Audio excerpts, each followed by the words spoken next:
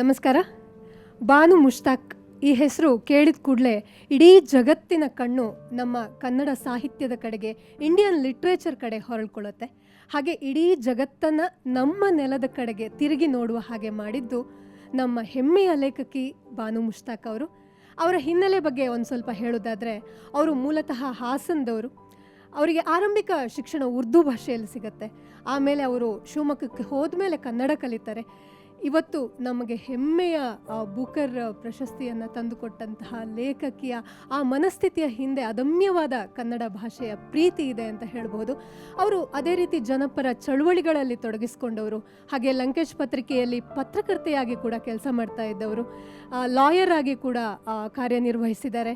ಅವರು ಸುಮಾರು 60ಕ್ಕೂ ಹೆಚ್ಚು ಸಣ್ಣ ಕಥೆಗಳನ್ನು ಬರೆದಿದ್ದಾರೆ. ಅವರ ಎದೆಯ ಹಣತೆ ಹಾರ್ಟ್ ಲ್ಯಾಂಪ್ ಬೂಕರ್ ಪ್ರಶಸ್ತಿ ಪಡೆದುಕೊಂಡಿದೆ. ಈ ಕೃತಿ ಜಗತ್ತಿನ 36ಕ್ಕೂ ಹೆಚ್ಚು ಭಾಷೆಗಳಿಗೆ ಅನುವಾದ ಆಗ್ತಾ ಇದೆ ಅನ್ನೋದು ಬಹಳ ಹೆಮ್ಮೆಯ ಸಂಗತಿ. ಅದೇ ರೀತಿ ಅವರ ಉಳಿದ ಕಥೆಗಳು ಕೂಡ ಆಂಗ್ಲ ಭಾಷೆಗೆ ಅನುವಾದ ಆಗೋ ಹಂತದಲ್ಲಿದೆ. ಅದೇ ರೀತಿ ಅವರು ಜಾಗತಿಕ ಮಟ್ಟದಲ್ಲಿ ಬೇರೆ ಬೇರೆ ನೆಲೆಯಲ್ಲಿ ತಮ್ಮ ಸಾಹಿತ್ಯಿಕ ಚಟುವಟಿಕೆಗಳ ಮೂಲಕ ಗಮನ ಸೆಳೀತಾ ಇದ್ದಾರೆ. ಸೊ ಇವತ್ತು ನಾವು ಬಾನು ಮುಷ್ತಾಕ್ ಅವರ ಜೊತೆಗೆ ನಮ್ಮ ಮಾತುಕತೆಯನ್ನು ಮುಂದುವರಿಸೋಣ. ಮೇಡಮ್, ಫಸ್ಟ್ ಆಫ್ ಆಲ್ ಅಭಿನಂದನೆಗಳು ತಮಗೆ. ಥ್ಯಾಂಕ್ ಯು, ತುಂಬ ಧನ್ಯವಾದಗಳು. ಓಕೆ, ನಿಮ್ಮ ಸಾಹಿತ್ಯದ ವಿಷಯಕ್ಕೆ ಬಂದರೆ, ಅಂದರೆ ಈಗ ಬೂಕರ್ ಪ್ರಶಸ್ತಿ ಬರೋದಕ್ಕಿಂತ ಮುಂಚೆ ಇಡೀ ಜಗತ್ತು ನಿಮ್ಮನ್ನು, ನಿಮ್ಮ ಸಾಹಿತ್ಯವನ್ನು ನೋಡೋ ರೀತಿ, ಬೂಕರ್ ಬಂದ ಮೇಲೆ ನಿಮ್ಮ ಸಾಹಿತ್ಯವನ್ನು, ನಿಮ್ಮನ್ನು ಗಮನಿಸುವ ರೀತಿ, ಅದರಲ್ಲಿ ಆಗಿರುವ ಬದಲಾವಣೆ, ಹಾಗೆ ನೀವು ಜಗತ್ತನ್ನು ನೋಡೋ ರೀತಿಯಲ್ಲಿ ಆಗಿರುವ ಬದಲಾವಣೆ, ಈ ಬದಲಾವಣೆಗಳ ಬಗ್ಗೆ ಒಂದು ಸ್ವಲ್ಪ ಹೇಳೋಕ್ಕಾಗತ್ತಾ? ಬುಕ್ಕರ್ಗಿಂತ ಮುಂಚೆ ನನ್ನ ಸಾಹಿತ್ಯ ಬಹಳ ಹೆಚ್ಚು ಕಡೆಗಳಲ್ಲಿ ಹೋಗಿರಲಿಲ್ಲ. ನಮ್ಮ ಕರ್ನಾಟಕದಲ್ಲಿ ಬಹಳ ಜನರಿಗೆ ಚಿರಪರಿಚಿತವಾಗಿತ್ತು. ಅನೇಕ ಭಾಷೆಗಳಿಗೆ, ನಮ್ಮ ಭಾರತೀಯ ಭಾಷೆಗಳಿಗೆ ಅನುವಾದ ಆಗಿದ್ದರಿಂದ ಆ ಭಾರತೀಯ ಭಾಷೆಗಳ ಮಟ್ಟಿಗೆ, ಉದಾಹರಣೆಗೆ ಮಲಯಾಳಂನಲ್ಲಿ ನನ್ನ ಬಹುತೇಕ ಎಲ್ಲ ಕೃತಿಗಳು ಕೂಡ ಅನುವಾದಗೊಂಡಿವೆ. ಮತ್ತು ಹಿಂದಿ, ಉರ್ದು, ಇಂಗ್ಲಿಷ್, ಒರಿಯ, ಈ ಎಲ್ಲ ಭಾಷೆಗಳು, ತಮಿಳು, ಈ ಎಲ್ಲ ಭಾಷೆಗಳಲ್ಲೂ ಕೂಡ ಅನುವಾದ ಆಗಿದ್ದವು ಮೊದಲು. ಆದರೆ ಬುಕ್ಕರ್ಗಿಂತ ಮುಂಚೆ ದ ಪ್ಯಾರಿಸ್ ರಿವ್ಯೂ ಇಂಗ್ಲಿಷ್ ಮ್ಯಾಗಝೈನ್ನಲ್ಲೂ ಕೂಡ ಬಂದಿದ್ದು. ಜಗತ್ತಿನ ಅನೇಕ ಅತ್ಯುತ್ತಮವಾದಂಥ ಮಾಸಿಕಗಳಲ್ಲೆಲ್ಲ ಈ ಕೃತಿಗಳು ಪ್ರಕಟವಾಗಿದ್ವು. ಆದರೆ ಬುಕ್ಕರ್ ಬಂದ ನಂತರದ ಒಂದು ಪರಿಣಾಮವೇ ಬಹಳ ಬೇರೆ ರೀತಿಯಲ್ಲ. ಈ ಓದುಗರ ಸಂಖ್ಯೆ ಈ ಎಲ್ಲ ಗಡಿಗಳ ಆಚೆ, ಎಲ್ಲ ಗಡಿಗಳನ್ನ ಮೀರಿದಂತೆ ಜಗತ್ತಿನ ಎಲ್ಲಾ ಭಾಗಗಳಲ್ಲೂ ಕೂಡ ನನ್ನ ಸಾಹಿತ್ಯವನ್ನ ಈಗ ಓದ್ತಾ ಇದ್ದಾರೆ ಜನ. ಮತ್ತೆ ಈ ಬುಕ್ಕರ್ ಪ್ರಭಾವದಿಂದ ಬಹಳಷ್ಟು ರೀತಿಯಲ್ಲಿ ಈ ನನ್ನ ಕೃತಿಗಳನ್ನ ಓದ್ತಾ ಇದ್ದಾರೆ, ಅದರ ವಿಮರ್ಶೆ ಮಾಡ್ತಾ ಇದ್ದಾರೆ. ಅದನ್ನ ಬಹುತೇಕ ಬೇರೆ ಬೇರೆ ಕಡೆಗಳಲ್ಲಿ ಇದು ಕೇವಲ ಒಬ್ಬ ಮುಸ್ಲಿಂ ಸಮಾಜದ ಮಹಿಳೆಯರ ಅಭಿವ್ಯಕ್ತಿಯಲ್ಲ, ಇದಕ್ಕೆ ಜಾಗತಿಕವಾದಂಥ ಒಂದು ಆಯಾಮ ಇದೆ ಅಂತ ತಿಳಿತಾ ಇದ್ದಾರೆ. ಮತ್ತು ಪಿತೃಪ್ರಾಧಾನ್ಯತೆ ಎಲ್ಲೆಲ್ಲಿ ಯಾವ ಯಾವ ರೀತಿಯಲ್ಲಿ ಅಳವಡಿಸ್ಕೊಂಡಿದ್ದಾರೆ ಜನ, ಅವರೆಲ್ಲರನ್ನು ಕೂಡ ಮರುಚಿಂತನೆಗೆ ಕೂಡ ಹಚ್ಚಿದೆ. ಮತ್ತು ಎಲ್ಲಕ್ಕಿಂತ ಹೆಚ್ಚಾಗಿ ಬಹಳ ಆದ್ಯತೆಯ ಮೇರೆಗೆ ನಾನು ಹೇಳಬೇಕು ಅಂತ ಹೇಳಿದ್ರೆ, ಕನ್ನಡ ಭಾಷೆ ಜಗತ್ತಿನ ಒಂದು ವೇದಿಕೆಯಲ್ಲಿ ಒಂದು ಪ್ರಥಮ ಸ್ಥಾನ ಪಡೆದಿರ್ತಕ್ಕಂಥದ್ದು ಬಹಳ ಹೆಮ್ಮೆಯ ವಿಷಯ. ನಿಜ ಮೇಡಮ್, ನಾನು ಗಮನಿಸಿದ ಹಾಗೆ ನೀವು ಅಲ್ಲಿ ಕನ್ನಡದ ಬಗ್ಗೆ ಹೇಳೋ ತನಕ ಬಹುಶಃ ಅಲ್ಲಿ ಜಗತ್ತಿನಲ್ಲಿ ಕನ್ನಡ ಅಂತ ಒಂದು ಭಾಷೆ ಇದೆ ಅಂತಾಗಲಿ, ಇಲ್ಲಿ ಹೇರಳವಾದ ಸಾಹಿತ್ಯ ಇದೆ ಅಂತಾಗಲಿ ಹೆಚ್ಚಿನವ್ರಿಗೆ ಗೊತ್ತಿರಲಿಕ್ಕಿಲ್ಲ. ಅಂದರೆ ಲಿಟ್ರೇಚರಲ್ಲಿ ಅನಂತಮೂರ್ತಿ ಇರಬಹುದು, ಒಂದು ಕೆಲವರ ಸಾಹಿತ್ಯ ಕೃತಿಗಳು ಹೋದರೂ ಕೂಡ ಅಷ್ಟು ಪರಿಚಿತ ಆಗಿರಲಿಕ್ಕಿಲ್ಲ. ಸೊ ಒಂದು ಕನ್ನಡ ಭಾಷೆಯ ಬಗೆಗೆ ಅಲ್ಲಿ ಪ್ರತಿಕ್ರಿಯೆ ಹೇಗಿತ್ತು ಮೇಡಮ್? ಕನ್ನಡ ಭಾಷೆ ಬಗ್ಗೆ ಅವ್ರಿಗೆ ಕನ್ನಡ ಅಂತ ಹೇಳಲಿಕ್ಕೆ ಬರ್ತಾ ಇರಲಿಲ್ಲ. ಈಗ ಅನೇಕ ಕಡೆಗಳಲ್ಲಿ ಒಂದು ಅಂತಾರಾಷ್ಟ್ರೀಯ ಮಟ್ಟದ ಮಾಧ್ಯಮ ಸಂಸ್ಥೆಗಳ ಜೊತೆಯಲ್ಲಿ ಮಾತಾಡ್ಬೇಕಾದ್ರೆ ಅವರಿಗೆ ಕನ್ನಡವನ್ನು ಉಚ್ಚಾರ ಮಾಡಲಿಕ್ಕೆ ಬರ್ತಾ ಇರಲಿಲ್ಲ. ಕೆನಡ ಅನ್ನೋರು, ಕನ್ನಡದವರು, ಕನ್ನಡ ಏನೇನೋ ಬಹಳ ಅಪಭ್ರಂಶದಿಂದ ಹೇಳೋರು. ಮೊಟ್ಟ ಮೊದಲಿಗೆ ಅವರಿಗೆ ಕನ್ನಡ ಅನ್ನೋದನ್ನ ಸರಿಯಾದ ರೀತಿಯಲ್ಲಿ ಉಚ್ಚಾರಣೆ ಮಾಡಿಸಿ ಅವರ ಬಾಯಿಂದ ಕನ್ನಡ ಅನ್ನೋದು ಸರಿಯಾಗಿ ಬರೋ ತನಕ ಅವ್ರಿಗೆ ಹೇಳ್ಕೊಟ್ಟು ನಾನು ಇಂಟರ್ವ್ಯೂ ಕೊಡ್ತಿದ್ದೆ ನಂತರ. ಹೀಗಾಗಿ ಕನ್ನಡದ ಉಚ್ಚಾರವನ್ನು ಅವ್ರು ಕಲ್ತ ಹಾಗೆ ಆಯ್ತು. ಓಕೆ ಮೇಡಮ್, ಆಮೇಲೆ ನಮ್ಮ ಕನ್ನಡಿಗರಲ್ಲಿ ಹೆಚ್ಚಿನವರು ಈ ಬುಕರ್ ಅವಾರ್ಡ್ಗಿಂತ ನೀವು ಬುಕರ್ ಅವಾರ್ಡಲ್ಲಿ ಶಾರ್ಟ್ ಲಿಸ್ಟ್ ಆಗಿರುವ ತನಕ ಆ ಪ್ರಶಸ್ತಿ ಪ್ರದಾನ ಸಮಾರಂಭವನ್ನು ಅಷ್ಟು ಆಸ್ಥೆಯಿಂದ ನೋಡ್ತಾ ಇರಲಿಲ್ಲ. ಈಗ ಮೊನ್ನೆ ನಿಮ್ಮ ಇದನ್ನು ಬಹಳ ಶ್ರದ್ಧೆಯಿಂದ ನೋಡಿದರು, ಮಧ್ಯರಾತ್ರಿ 2 ಗಂಟೆಗೆ ಕೂಡ ಕೂತ್ಕೊಂಡು ಅಲ್ವಾ? ಸೊ ಅಂದರೆ ನನ್ನ ಕುತೂಹಲ ಏನು ಅಂತಂದರೆ, ಎಲ್ಲರ ಕನ್ನಡಿಗರಿಗೆ ಬಹುಶಃ ಫಸ್ಟ್ ಟೈಮ್ ಅನಿಸುತ್ತೆ ಈ ಥರದ ಒಂದು ಅವರಿಗೆ ಆ ವೇದಿಕೆ ಇರ್ಬೋದು, ಅಲ್ಲಿ ಪ್ರಶಸ್ತಿ ನೀಡುವಂತಹ ಔಪಚಾರಿಕತೆ ಇರ್ಬೋದು, ಅದೆಲ್ಲ ಹೊಸ್ತು. ಸೊ ನಿಮಗೆ ಅಲ್ಲಿ ಬಹಳ ಆಕರ್ಷಣೀಯ ಅಂತಲ, ವಿಶೇಷ ಅಂತಲ ಅನಿಸಿದ ಅಂಶ ಏನು ಅಂತ ಆ ಇಡೀ ಕಾರ್ಯಕ್ರಮದಲ್ಲಿ? ಬುಕರ್ ಪ್ರಶಸ್ತಿ ಪ್ರದಾನ ಸಮಾರಂಭವೇ ಬಹಳ ವಿಶಿಷ್ಟವಾದ್ದು. ಅದರ 1-2 ಆಯಾಮಗಳನ್ನ ಹೇಳಲಿಕ್ಕಾಗೋದಿಲ್ಲ. ಅದು ಪೂರ್ತ ನಮಗಿಂತ ಭಿನ್ನವಾದಂತಹ ಒಂದು ಪರಿಸರ, ಭಿನ್ನವಾದಂತಹ ಆಲೋಚನೆಗಳಿಂದ ಕೂಡಿದಂಥ ಮತ್ತು ಭಿನ್ನ ರೀತಿಯಲ್ಲಿ ಒಂದು ಸಂಸ್ಕೃತಿಯನ್ನ, ಸಾಹಿತ್ಯವನ್ನ ಆಚರಣೆ ಮಾಡಿ ಸಂತೋಷ ಪಡ್ತಕ್ಕಂಥ ಜನ ಅವರು. ಅವರ ಮನಸ್ಥಿತಿಯೇ ಬೇರೆ, ಆ ಸಂಭ್ರಮಗಳೇ ಬೇರೆ. ಹೀಗಾಗಿ ಬಹಳ ವಿಶಿಷ್ಟವಾದಂಥ ಕಾರ್ಯಕ್ರಮ ಅದಾಗಿತ್ತು. ಮೇಡಮ್, ನೀವು ಈ ಬುಕರ್ ಪ್ರಶಸ್ತಿಯ ನಂತರ ಜಗತ್ತಿನಾದ್ಯಂತ ಓಡಾಡಿದ್ರಿ, ಸಾಕಷ್ಟು ಜನ ಲಿಟ್ರರಿ ಪರ್ಸ್ನಾಲಿಟಿಗಳ ಜೊತೆ ಡಿಸ್ಕಷನ್ ಮಾಡಿದ್ರಿ, ಅನೇಕ ಯುವ ಸಾಹಿತಿಗಳು ನಿಮಗೆ ಮುಖಾಮುಖಿ ಆಗಿರ್ಬೋದು. ಸೊ ಭಾರತೀಯ ಲಿಟ್ರೇಚರ್ ಬಗ್ಗೆ ಇರ್ಬೋದು, ಕನ್ನಡ ಲಿಟ್ರೇಚರ್ ಬಗ್ಗೆ ಇರ್ಬೋದು, ಅವರ ಮನಸ್ಥಿತಿ ಹೇಗಿತ್ತು? ಆಮೇಲೆ ಇದಕ್ಕೆ ಜೊತೆಗೆ ಇನ್ನೊಂದು ಪ್ರಶ್ನೆ ಏನು ಅಂತಂದರೆ, ನಿಮ್ಮ ಕೃತಿಗಳಲ್ಲಿ ಭಾರತೀಯ ಅಂದರೆ ಒಂದು ಹಿಂದುಳಿದಂತಹ ಒಂದು ಮುಸ್ಲಿಂ ಸಮುದಾಯದ ನೋವು ತಲ್ಲಣಗಳನ್ನು ಹೇಳ್ತಾ ಬಂದ್ರಿ ನೀವು. ಸೊ ಅದನ್ನು ನೋಡಿ ಅವರು ಭಾರತದಲ್ಲಿ ಈ ಸ್ಥಿತಿ ಇದೆ ಅಂತ ತಿಳ್ಕೊಳ್ಳುವ ಅಪಾಯ ಏನಾದರೂ ಇತ್ತಾ? ಇಲ್ಲ, ಅಪಾಯ ಎಲ್ಲ. ನಾನು ಮೊದಲೇ ಹೇಳಿದೆ ನಿಮಗೆ. ಅದನ್ನು ಅವರು ಯಾವ ರೀತಿಯಲ್ಲಿ ಗ್ರಹಿಸಿದ್ರು ಅಂತ ಹೇಳಿದ್ರೆ, ಇದು ಭಾರತದ ಸಮಸ್ಯೆ ಅಂತ ನೋಡಲಿಲ್ಲ, ಇದು ಮುಸ್ಲಿಂ ಸಮುದಾಯದ ತಲ್ಲಣಗಳು ಅಂತ ಅವರು ಕನ್ಸಿಡರ್ ಮಾಡಲಿಲ್ಲ. ಇದು ಒಂದು ರೀತಿಯಲ್ಲ ಯೂನಿವರ್ಸಾಲಿಟಿ, ಇದೇ ಶಬ್ದವನ್ನು ಯೂಸ್ ಮಾಡಿದ್ರು ಅವರು. ಬುಕರ್ ಚರ್ಚ್ಗಳು ಮತ್ತು ಅನೇಕ ವಿಮರ್ಶಕರು ಈ ಕಥೆಗಳಿಗೆ ಒಂದು ಎಲ್ಲ ಪ್ರದೇಶಕ್ಕೂ, ಎಲ್ಲ ದೇಶಕ್ಕೂ, ಜಗತ್ತಿನ ಎಲ್ಲ ಭಾಗಗಳಿಗೂ ಅನ್ವಯವಾಗತಕ್ಕಂತಹ ಒಂದು ಸಾರ್ವತ್ರಿಕತೆ ಇದೆ ಅನ್ನುವಂಥ ಅಂಶವನ್ನು ಅವರು ಅದರ ಬಗ್ಗೆ ಇದು ಮಾಡಿದ್ರು. ಒಂದೇ ಗುಂಪಿನ ಅಥವಾ ಒಂದೇ ದೇಶದ, ಒಂದೇ ಸಂಸ್ಕೃತಿಯ ಜನರ ನೋವು, ಸಂಕಟ ಅಂತ ಪರಿಭಾವಿಸಲಿಲ್ಲ. ಅದು ಇಡೀ ಮನುಕುಲದ ನೋವು ಅನ್ನುವ ರೀತಿಯಲ್ಲಿ ಅವರು ಅದರ ವಿಶ್ಲೇಷಣೆಯನ್ನು ಮಾಡಿದರು. Yes madam, very nice. ಅದೇ ರೀತಿ ನಿಮ್ಮ ಪ್ರಶಸ್ತಿ ವಿಜೇತ, ಬುಕರ್ ಪ್ರಶಸ್ತಿ ವಿಜೇತ ಎದೆಯ ಹಣತೆ ಆ ಕೃತಿಯನ್ನು ನೋಡಿದರೆ, ಅದು ಎಲ್ಲೋ ಒಂದು ಕಡೆ ನಿಮ್ಮ ಬದುಕಿನಲ್ಲಿ ತಿರುವು ತಂದಂತಹ ಒಂದು ಘಟನೆಗೆ ಸಂಬಂಧಪಟ್ಟಿದ್ದು ಆಗಿರ್ಬೋದು ಪರೋಕ್ಷವಾಗಿ. ಇಲ್ಲ, ಆ ಥರ ಜನ ಪತ್ರಕರ್ತರು ಕೇಳ್ತಾರೆ.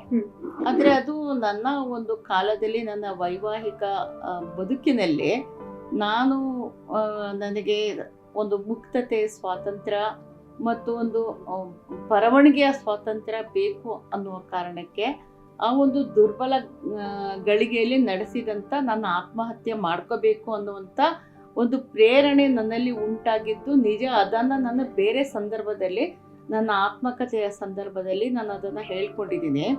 ಆದರೆ ಅದಕ್ಕೂ ಕೂಡ ಎದೆಯ ಹಣತೆಗೂ ಕೂಡ ಸಾಮ್ಯತೆ ಏನೂ ಇಲ್ಲ. ಆದರೆ ಅಲ್ಲೂ ಒಬ್ಬ ತಾಯಿ, ಇಲ್ಲೂ ಒಬ್ಬ ತಾಯಿ. ಆಕೆ ಕೂಡ ಒಂದು ಬದುಕಿನತ್ತ ಒಂದು ಜೀವಪರವಾದಂತಹ ಆಲೋಚನೆಯಿಂದ, ಆತ್ಮಹತ್ಯೆ ಯೋಚನೆಯನ್ನು ಬಿಟ್ಟು ಹೊರಬರುತ್ತಾಳೆ ಅನ್ನೋದು ಇದರಲ್ಲೂ ಅದೇ ಇದೆ ಅನ್ನೋದರ ಆ ಸಾಮ್ಯತೆಯನ್ನು ಗುರುತಿಸ್ತಾರೆ.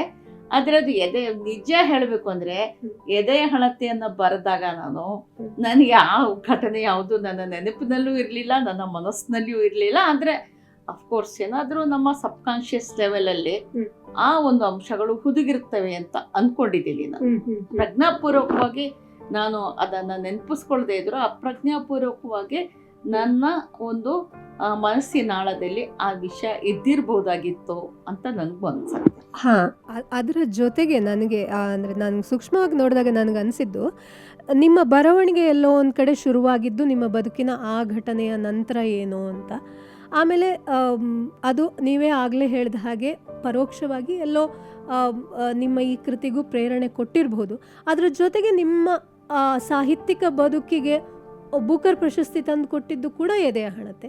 ಸೊ ಆ ಎದೆಯ ಹಣತೆಯ ಬಗ್ಗೆ ನಿಮ್ಮ ಥಾಟ್ಗಳನ್ನು ಹಂಚ್ಕೊಳ್ಬೋದಾ? ಎದೆ ಹಣತೆ ಬಗ್ಗೆ ನಾನು ಏನು ಹೇಳಲಿಕ್ಕೆ ಇಷ್ಟಪಟ್ಟಿದ್ದೀನಿ ಅಂತ ಹೇಳಿದ್ರೆ, ನಮ್ಮ ಭಾರತೀಯ ಒಂದು ಪದ್ಧತಿಯಲ್ಲಿ ಇದೆ, ಒಂದು ಮದುವೆ ಅನ್ನುವಂಥ ಒಂದು ಸಂಬಂಧ ಅದು ನಿರ್ವಿಘ್ನವಾಗಿ ಸುಮಧುರವಾಗಿ ಪ್ರೀತಿಯಿಂದ ಕೂಡಿ ಮುಂದುವರಿಯಲಿಕ್ಕೆ ಅನೇಕ ಅಂಶಗಳು ಸಹಕಾರಿಯಾಗಿರುತ್ತೆ. ಉದಾಹರಣೆ, ಈಗ ಮದುವೆ ಅನ್ನುವಂಥದ್ದು ನಮ್ಮ ಸಮಾಜದಲ್ಲಿ ಕೇವಲ ಒಬ್ಬ ಗಂಡು ಮತ್ತು ಒಬ್ಬ ಹೆಣ್ಣಿನ ಒಂದು ಸಮಾಗಮ ಅಲ್ಲ, ಅವರಿಬ್ಬರ ಒಂದು ಅಂಡರ್ಸ್ಟ್ಯಾಂಡಿಂಗ್ ಅಲ್ಲ. ಅದಕ್ಕೆ ಬದಲಾಗಿ ಗಂಡಿನ ಕುಟುಂಬ ಮತ್ತು ಹೆಣ್ಣಿನ ಕುಟುಂಬ ಇವರಿಬ್ಬರದ್ದು ಕೂಡ ಸಮಸಮವಾದಂತಹ ಒಂದು ಇನ್ವಾಲ್ವ್ಮೆಂಟ್ ಇರುತ್ತೆ ಇದರಲ್ಲಿ. ಈಗ ಯಾರೇ ಇದರಲ್ಲಿ ಕೊಂಕು ತೆಗೆದರೂ, ಅಸಹನೀಯವಾದಂಥ ವಾತಾವರಣವನ್ನು ಸೃಷ್ಟಿಸಿದರೂ ಕೂಡ ಆ ಗಂಡು ಹೆಣ್ಣಿನ ಬದುಕಿನ ಮೇಲೆ ಅದರ ಪರಿಣಾಮ ಆಗತ್ತೆ. ಹಾಗೆ ಆದಂತಹ ಸಂದರ್ಭದಲ್ಲಿ ಕೂಡ ಆ ಮದುವೆ ಉಳಿಬೇಕಾದ್ರೆ, ಬೆಳಿಬೇಕಾದ್ರೆ ಒಂದು ಸಪೋರ್ಟ್ ಸಿಸ್ಟಮ್ ಬೇಕಾಗತ್ತೆ. ಅದು ಬಹುಶಃ ಬಹುತೇಕ ಸಂದರ್ಭಗಳಲ್ಲಿ ಆ ಹೆಣ್ಣು ಮಗಳ ತವರು ಮನೆಯಿಂದ ಆ ಸಪೋರ್ಟ್ ಸಿಸ್ಟಮ್ ಸಿಗತ್ತೆ. ಆದ್ರೆ ಇಲ್ಲಿ ಎದೆ ಹಣತೆಯಲ್ಲಿ ಅದು ಕೂಡ ಅವಳಿಗೆ ನಿರಾಕರಣೆ ಆಗತ್ತೆ.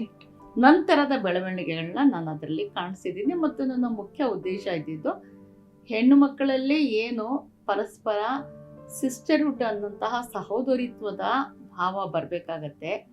ಮತ್ತು ಆಕೆಗೆ ಅನೇಕ ಸಂದರ್ಭಗಳಲ್ಲಿ ಈ ಸಮಾಜದ ಮತ್ತು ಮಹಿಳೆಯರ ಹಾಗೂ ಪುರುಷರ ಒಂದು ಸಂವೇದನಾಶೀಲವಾದಂಥ ಒಂದು ಬೆಂಬಲ, ಸಹಾನುಭೂತಿ, ನೆರವು ಎಲ್ಲ ಅಗತ್ಯ ಇರುತ್ತೆ ಅನ್ನೋ ಅಂಶವನ್ನು ಹೇಳಲಿಕ್ಕೆ ಇಷ್ಟಪಡ್ತೀನಿ. ಓಕೆ ಮೇಡಮ್, ನಿಮ್ಮ ಎದೆಯ ಹಣತೆ ಆ ಕೃತಿಯನ್ನು ಜೊತೆಗೆ ಹೆಣ್ಣು ಹದ್ದಿನ ಸ್ವಯಂವರ ಈ ಕಥೆಯನ್ನು ತಗೊಂಡ್ರೆ ನನಗನ್ಸೋದು ಈ ಎದೆಯ ಹಣತೆ ಕತೆ ಎಲ್ಲೋ ಒಂದು ಕಡೆ ವಾಸ್ತವನ ತೋರಿಸ್ತಾ ಇದೆಯೇನೋ ಅಂತ. ಹಾಗೆ ಹೆಣ್ಣು ಹದ್ದಿನ ಸ್ವಯಂವರ ಎಲ್ಲೋ ಒಂದು ಕಡೆ ಆಶಯವನ್ನು, ಹೆಣ್ಣಿನ ಫ್ಯೂಚರನ್ನು ಕಾಣಿಸ್ತಾ ಹೋಗುತ್ತೇನೋ ಅಂತ.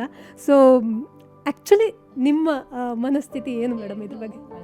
ಸ್ವಯಂವರದಲ್ಲಿ ಆಕೆ ಪ್ರತಿಪಾದಿಸುವುದೇನೆಂದರೆ, ಅವಳು ತಾನು ಪಡೆಯ ಬಯಸುವ ಮುಂದಿನ ಸಂತಾನ ಹೇಗಿರಬೇಕು ಅನ್ನೋದರ ಆಯ್ಕೆ ತನಗೆ ಇರಬೇಕು ಅನ್ನುವಂಥ ಅಂಶವನ್ನ ಹೇಳಿದ್ದೀನಿ.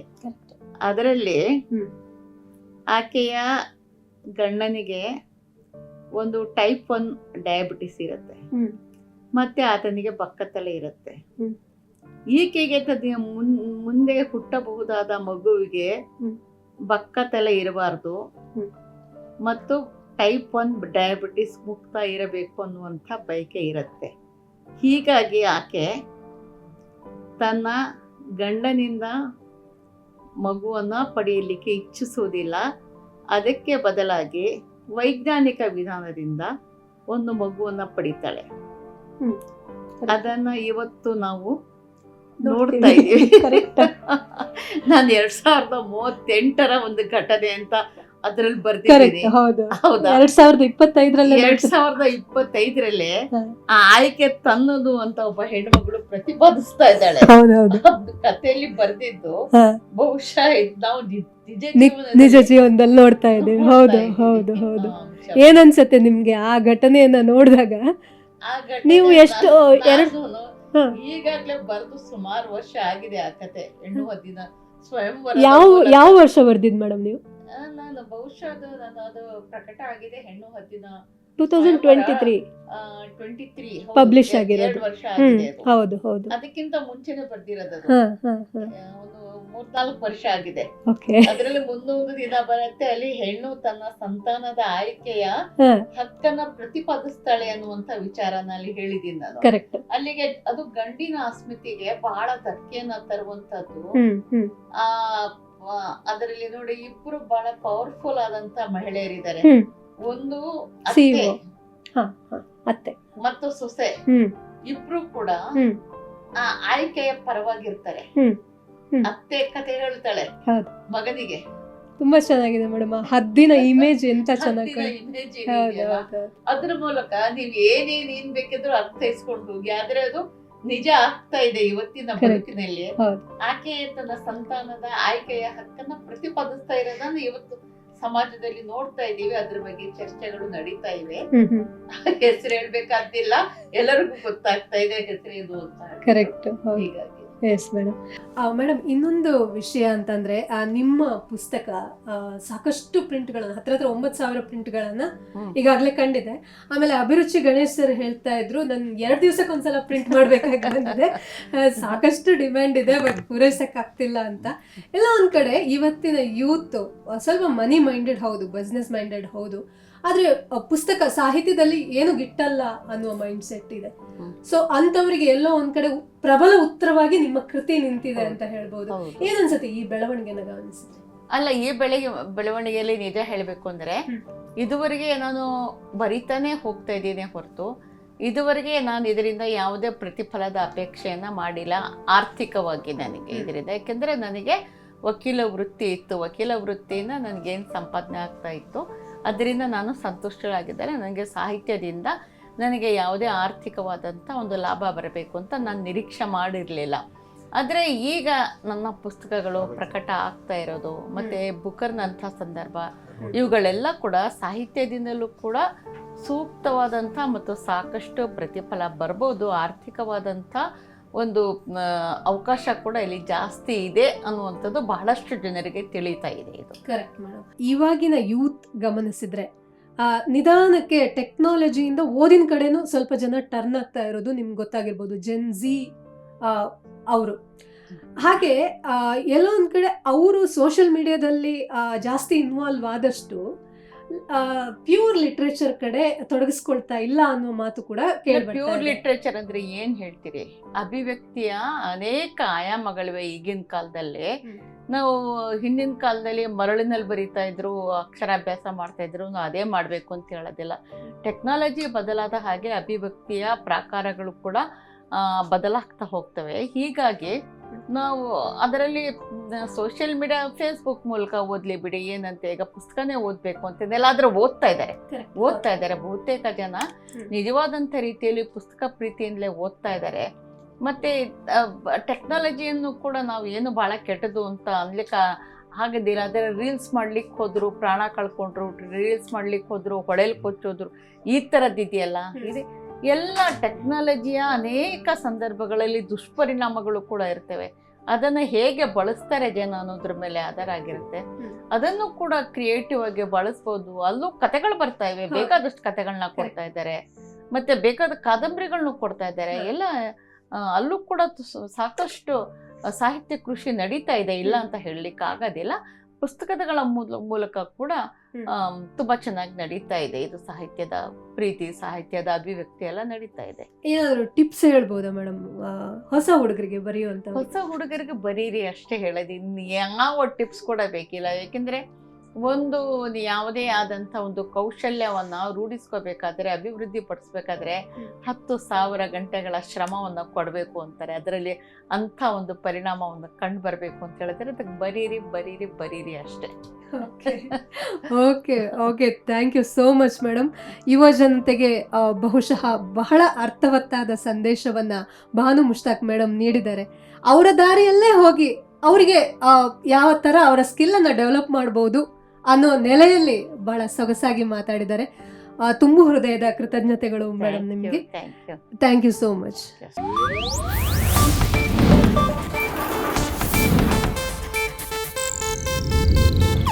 ಇದು ಏಷ್ಯಾನೆಟ್ ನ್ಯೂಸ್ ನೆಟ್ವರ್ಕ್ ಪ್ರಸ್ತುತಿ.